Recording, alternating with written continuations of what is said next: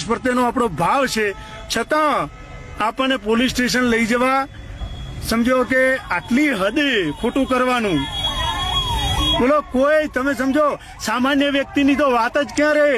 હું વિહોતર ગ્રુપનો અધ્યક્ષ છું, આખા ગુજરાતમાં મારું સંગઠન ચાલે છે. હું કાયદાકીય જાણકાર છું, છતાં કે કાયદો બાયદો કોઈ જ નહીં, કંઈ જાણવાનું નહીં. એટલે આખા ગુજરાતના વિહોતર ગ્રુપના યુવાનોને વિનંતી કરું છું કે મને અંબાજી પોલીસ સ્ટેશન લઈ જાય છે, ભલે લઈ જતા કોઈ પણ ગુનાહિત કૃત્ય કર્યું હોય, કોઈની સાથે ખોટું બી, અમારી સાથે પીઆઈ મારું સાહેબે ખોટું બિહેવિયર કર્યું છે, છતાં અમે કંઈ નથી બોલતા કે મા અંબાના ધામમાં આવ્યા છીએ.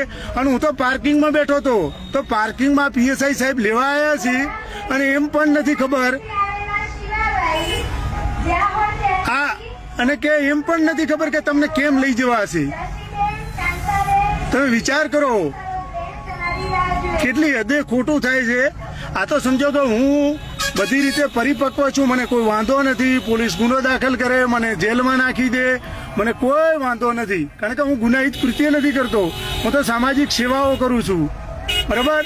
ખાલી આ અત્યારે તમે બજારમાં જોઈ શકો છો, હું આપને બજારમાં બતાવું. આટલી બધી ગાડીઓ ફરી રહી છે, ચારે બાજુ ઇકો ગાડીથી સામાન્ય ગાડીઓ અત્યારે બજારમાં ફરી રહી છે. અને મારી ગાડી ફોર્ચ્યુનર પાસ સાથેની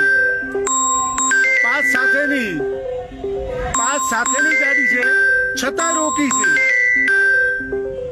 પાસ સાથેની ગાડી છે, છતાં રોકી.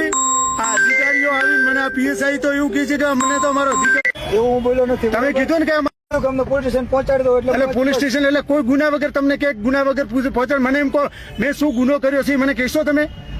મને કહો મારી ગાડી ખુલ્લી પડી છે, મેં તમને કીધું મારે જોખમી વસ્તુ પડી છે, છતાંય તમે કીધું કે ભાઈ કે જોઈ જોખમી પડી હોય એ જેનું જે થવું છે એ થશે, બાકી તમારે આવવાનું છે.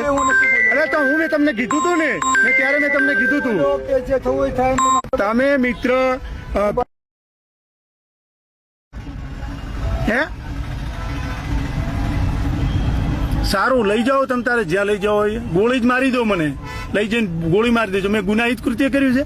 મારા માણસોને 6 ને પૂરી દીધા. અમે કેમ્પ ચલાવીએ છીએ, અમે ખાલી અંદર જવાનો તમને પાસ બતાવ્યો છે. પાર્કિંગમાં અમારી ગાડી પડી છે, પાર્કિંગમાં આ લોકો મને લેવા આવ્યા છે. ત્યાં લોકેશન છે, ત્યાં આગળનું ત્યાં લાઈવ કેમેરા ચાલુ છે.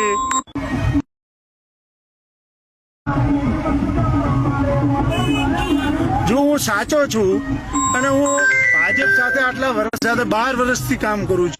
જીવરાજભાઈનું કામ કેવું છે, શું છે. આના પહેલાના એસપી સાહેબ હતા, તો એસપી સાહેબ મને જાણે છે કે જીવરાજભાઈ ક્યારેય